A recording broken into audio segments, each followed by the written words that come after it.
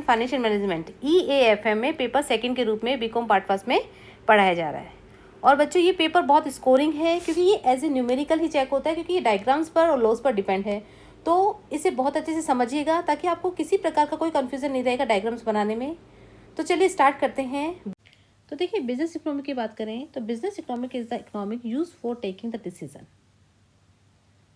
In other words, we can say that the practical application of economics principle is solving the problem of business form is known as business economics. कि व्यवसाय जगत में जो भी problems आ रही हैं उनको सॉल्व करने के लिए जो सिद्धांत यूज़ किए जाते हैं, व्यवसायिक सिद्धांत जो यूज़ किए जा रहे हैं, जो अर्थशास्त्र के सिद्धांत यूज किए जाते हैं, वो सब क्या कहलाएंगे? बिजनेस इकोनॉमिक्स कहलाते हैं. Economic is a social science in which only those activities of mankind are studied which are concern with earning and spending of money. और जो इकोनॉमिक्स की बात करें, economic is a social science, जिस social से माना गया है उसमें केवल उन्हीं एक्टिविटीज का अध्ययन किया जाता है जिसमें मनुष्य की उन्हीं क्रियाओं का अध्ययन किया जाता है जो धन कमाने तथा धन व्यय से संबंधित रखती हैं. और for the successful handling of these activities certain rules and by rules are formulated in the theory of economics. और इन क्रियाओं के सफल संचालन के लिए सैद्धांतिक अर्थशास्त्र में कुछ नियम तथा उपनियम बनाए गए हैं. To make use of these rules in practical और business live in the subject matter of business economics. और व्यवहारिक जीवन में इन नियमों का उपयोग करना ही व्यावसायिक अर्थशास्त्र का विषय है. तो इस तरह से अर्थशास्त्र एक ऐसा सामाजिक विज्ञान है जिसमें मनुष्य की उन सभी क्रियाओं का अध्ययन किया जाता है जो कि केवल धन से संबंध रखती है, इसमें धन से धन की आय करने और आय से और व्यय से संबंध रखती हैं. और व्यवसायिक जगत में जो समस्या है उनको सॉल्व करने के लिए जो नियम बनाए गए हैं, कुछ उपनियम बनाए गए हैं, उन नियम और उपनियमों से व्यवसाय जगत की समस्याओं को सॉल्व किया जाता है. अब हम बात करेंगे डेफिनेशन ऑफ बिजनेस इकोनॉमिक्स. सबसे पहले देखिए, डेफिनेशन की बात करें तो स्पेंसर और सेलिगमैन के अनुसार business economics may be depends as the integration of economic theory with business practice for the purpose facilitating decision making and forward planning by management. तो देखिए क्या कह रहे हैं सेलिगमैन स्पेंसर कि व्यवसायिक अर्थशास्त्र के सिद्धांत तथा व्यापारिक पद्धति का इस उद्देश्य से किया गया समन्वय कि प्रबंधकों को निर्णय लेने तथा भावी नियोजन करने में सुविधा हो. इट मीन्स व्यवसायिक अर्थशास्त्र व्यापार और अर्थशास्त्र में समन्वय स्थापित करता है. और यह समन्वय इस उद्देश्य से करता है कि प्रबंधकों को अपने व्यवसाय से संबंधित जो विभिन्न क्रियाएं हैं उनके संबंध में नियोजन करने में सुविधा हो. तो इट मीन्स निर्णय करना और नियोजन करना, ये दो काम प्रबंधक को करने पड़ते हैं. और निर्णय करना और उसका नियोजन करना ये तभी संभव है जबकि व्यवसायिक अर्थशास्त्र को अच्छे से समझा जा सके. तो चुनाव की समस्या से उत्पन्न होती है. क्यों? क्योंकि निर्णय का तात्पर्य दो या दो से अधिक वैकल्पिक मार्गों में से किसी एक का चुनाव करना होता है तथा भावी नियोजन का तात्पर्य व्यवसाय की योजना बनाना होता है. और चुनाव की समस्या इतनी उत्पन्न होती है क्योंकि जो उत्पादन के साधन हमारे पास हैं, कौन कौन से? भूमि, श्रम, पूंजी, साहस, ये सब क्या होते हैं? सीमित मात्रा में उपलब्ध होते हैं.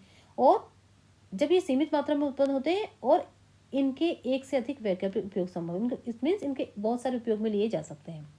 अतः एक निश्चित लक्ष्य को प्राप्त करने के लिए निर्णय तथा विभिन्न विकल्पों में से जो सर्वोत्तम विकल्प है उसका हमें चुनाव करना होता है. और एक निश्चित विकल्प का चुनाव करने के बाद ही कच्चे माल, श्रम, पूंजी, उत्पादन आदि के संबंध में क्या हम कर सकते हैं? भावी योजना बना सकते हैं. अतः निर्णय एवं भावी नियोजन दोनों एक साथ चलते हैं. तो हम बात करेंगे कि भावी नियोजन और निर्णय का जो कार्य है वो बहुत ही जटिल है क्योंकि व्यवसायिक इकाइयों को अनिश्चितता के वातावरण में कार्य करना पड़ता है और व्यवसायिक इकाइयों को भविष्य का सही ज्ञान नहीं होता. क्योंकि देखिए, भविष्य को तो कोई भी नहीं बता सकता. अतः प्रबंधकों को भूतकालीन संबंध को वर्तमान सूचनाओं तथा भावी अनुमान के आधार पर ही निर्णय लेना पड़ता है और भावी नियोजन करना पड़ता है. तो व्यवसायिक अर्थशास्त्र प्रबंधकों को अनिश्चितता के जो वातावरण बना हुआ है अनिश्चितता का कि क्या करना चाहिए, क्या नहीं करना चाहिए, भविष्य का पता नहीं है, उस वातावरण में सही निर्णय लेने तथा भावी नियोजन करने में सहायता पहुंचाता है. क्लियर? चलिए नेक्स्ट है according to Joel Dean, the purpose of managerial economic is to show how economic analysis can be used in formative business policies. Joel Dean हमें बता रहे हैं कि व्यवसायिक अर्थशास्त्र का उद्देश्य यह है बताना है कि आर्थिक विश्लेषण का उपयोग व्यवसायिक नीतियों के निर्धारण में कैसे हो सकता है.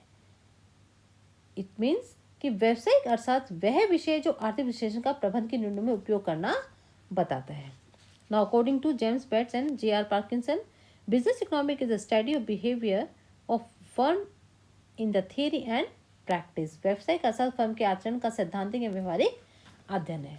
तो देखिए, उपयुक्त आधार पर जो परिभाषा हमने देखी उसके आधार पर हम कह सकते हैं कि business economic is the special branch of economic itself in which the general economic principles are applied by business manager for solving the practical and real problem so that they may formulate the plan by deciding future policy।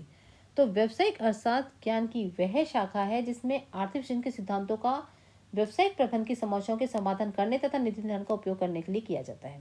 तो व्यावसायिक जगत में जो समस्याएं उत्पन्न होती हैं उनको सॉल्व करने के लिए बिजनेस इकोनॉमिक्स के प्रिंसिपल्स का सहारा लिया जाता है। और यह विज्ञान अर्थशास्त्र तथा व्यवसाय प्रबंधन के सीमा के मध्य स्थित है। क्यों? क्योंकि ये क्या करता है, दोनों को बांधने का काम करता है, उनके सेतु का काम करता है। अब हम बात करेंगे इसके नेचर की और इसकी विशेषताओं की। नेचर और कैरेक्टरिस्टिक्स ऑफ बिजनेस इकोनॉमिक्स। तो देखिए, व्यवसायिक अर्थशास्त्र के लिए पहले बता दी कि ये एक ऐसा विषय है जिसमें आर्थिक विश्लेषण के सिद्धांतों का प्रयोग व्यावसायिक निर्णयों एवं भावी नियोजन में किया जाता है।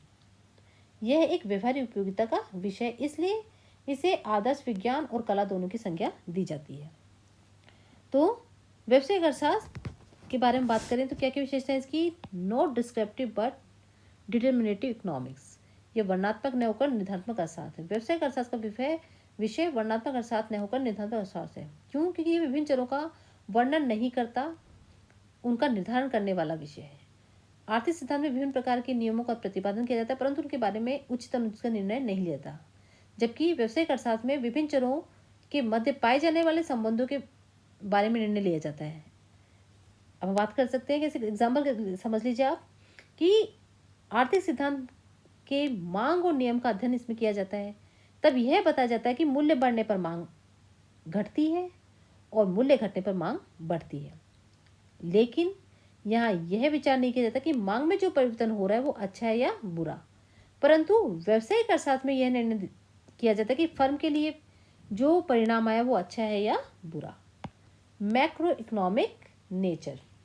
देखिए, व्यावसायिक अर्थशास्त्र का जो स्वभाव है वो व्यष्टि अर्थशास्त्र है। क्यों?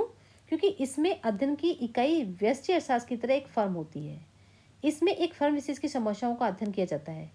इसमें संपूर्ण अर्थव्यवस्था का अध्ययन नहीं किया जाता और इसमें एक व्यक्ति की क्रियाओं का भी अध्ययन नहीं किया जाता, क्योंकि केवल व्यावसायिक फर्म का ही अध्ययन किया जाता है। तो ये मैक्रो इकोनॉमिक नेचर की है, बोथ साइंस एंड आर्ट्स। तो देखिए, व्यावसायिक अर्थशास्त्र है वो कला और विज्ञान दोनों है। क्यों? क्योंकि व्यावसायिक अर्थशास्त्र का उपयोग व्यवस्थित ज्ञान के रूप में किया जाता है, इसलिए ये एक विज्ञान है। और साथ ही इसमें वस्तुस्थिति का अध्ययन किया जाता है, इसलिए वास्तविक विज्ञान है। और भावी जो सफलता है उनके लिए आदर्श निर्धारित करता है, इसलिए ये एक आदर्श विज्ञान भी है। और वास्तविकता को प्राप्त करने के लिए इसमें जो विधि बताई जाती है, इससे इसे क्या माना गया है? कला भी माना गया है। Now case method is more useful than theoretical teaching. कि जो व्यावसायिक अर्थशास्त्र का शिक्षण सैद्धांतिक न होकर किसी वस्तु स्थिति पर आधारित होने पर अधिक उपयोगी होता है। जैसे हम पहले बात कर चुके हैं कि व्यावसायिक अर्थशास्त्र सैद्धांतिक विषय न होकर व्यवहारिक उपयोगिता का विषय है। अतः प्रबंधकीय अर्थशास्त्र इस बात के लिए अभ्यस्त रहना होने चाहिए कि वे जो विभिन्न परिस्थितियां हैं उसमें प्रबंधकों को सही निर्णय में सहायता पहुंचा सके। क्लियर? Now prospective nature. तो देखिए, जो व्यावसायिक अर्थशास्त्र है उसका नेचर निर्देशात्मक है। कैसे? क्योंकि यह हमें यह बताता है कि क्या करें और क्या ना करें। एग्जाम्पल के लिए देख लीजिए आप कि जो डिमांड का नियम है वो हमें ये बताता है कि मांग में वृद्धि होती है तो क्या होगा? मूल्य बढ़ जाएंगे, मांग में कमी होने पर मूल्य घट जाएंगे। या हम इस तरह से देख लेते हैं कि मांग का नियम ये बताता है कि मूल्य वृद्धि हम कमी से मांग में कमी तथा वृद्धि को सूचित करता है। ठीक है, मूल्य वृद्धि हम कमी को, मूल्य में वृद्धि होगी तो मांग कम हो जाएगा, मूल्य में कमी होगी तो मांग बढ़ जाएगी। यह अच्छा है या बुरा इसको ये नहीं बताता है, परंतु व्यवहारिक अर्थशास्त्र में मूल्य वृद्धि से मांग में कमी अथवा मूल्य कमी से मांग में वृद्धि का प्रभाव फर्म पर अवश्य देखा जाता है और यह निर्देश देता है कि फर्म को मूल्य में वृद्धि करनी चाहिए या नहीं। इसलिए व्यावसायिक अर्थशास्त्र का स्वभाव क्या है? निर्देशात्मक है। क्लियर। फिर है कोऑर्डिनेटिंग नेचर। तो देखिए व्यावसायिक अर्थशास्त्र है वो व्यष्टि तथा समष्टि आर्थिक विश्लेषणों के सिद्धांतिक तथा व्यवहारिक पहलू है उनमें कोऑर्डिनेट करता है। इसमें आर्थिक सिद्धांतों को व्यवहारिक रूप प्रदान करने का गुण विद्यमान है। यह व्यावसायिक प्रबंधकों को व्यवसाय की जो समस्याएं हैं, आर्थिक समस्याएं हैं, उनका सैद्धांतिक एवं व्यवहारिक हल बताता है। उनको सैद्धांतिक और व्यवहारिक उन समस्याओं को सुलझाने को की तरफ हमें इंगित करता है कि किस तरह से उन समस्याओं को सुधारा जाए, उन समस्याओं को दूर किया जाए।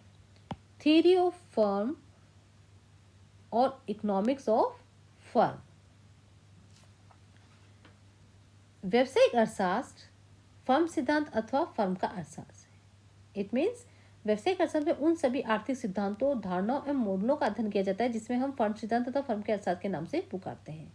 इसमें लाभ के सिद्धांत की विवेचना की जाती है जो अर्थशास्त्र के वितरण के सिद्धांत का ही एक भाग है, और इसमें वितरण के अन्य सिद्धांतों का अध्ययन नहीं किया जाता। इसमें लाभ के सिद्धांत का अध्ययन इसलिए किया जाता है क्योंकि फर्म के महत्वपूर्ण उद्देश्यों में क्या होता है, लाभ एक महत्वपूर्ण उद्देश्य होता है। फर्म किस लिए बनाई जाती है, मेन हम ये मानते हैं कि फर्म लाभ कमाने के उद्देश्य से ही बनाई जाती है।